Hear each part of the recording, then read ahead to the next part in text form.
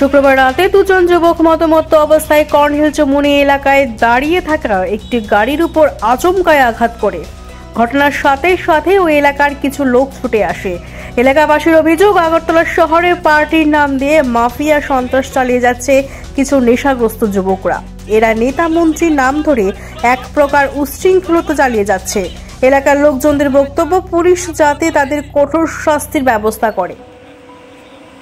তারা দুজনে হেভি পরিমাণে ড্রিঙ্ক করে মদ খাইতেছে, ড্রিঙ্কস করে পুরো গাড়ির ভিতরে সামনে মেরে দিচ্ছে। তার মানে কি আপনি থামানো গাড়ি? আমার থামানো গাড়ি, এখানে থামানো যারা যাদের সঙ্গে অ্যাক্সিডেন্ট হয়েছে তাদের কি আপনি চিনেন? না, আমরা চিনি না। তারা উল্টা আরো অন্য কি উল্টা পাল্টা কথা বলছে, দেখা দিব পার্টির ইয়ে করতেছে, পার্টির থেকে দেখা দিব এই করব সেই করব।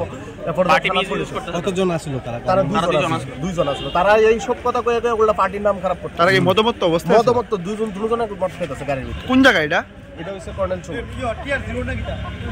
আপনার বাড়ি কোনখানে? আমার বাড়ি বর্দোয়ালি। গাড়ি কি আপনার কত রেস্টুরেন্টের সামনে? কিরকম ক্ষতি হয়েছে গাড়ি?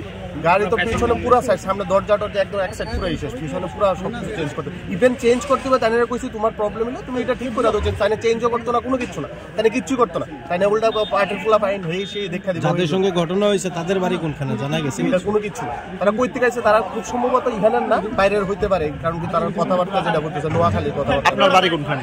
আমার বাড়ি বর্দোয়ালি, চৌধুরী। আপনার নাম? সুশান্ত মালাকা। কতক্ষণ আগে এসে ঘটনাটা? এই 10-15 মিনিট। ঠিক আছে।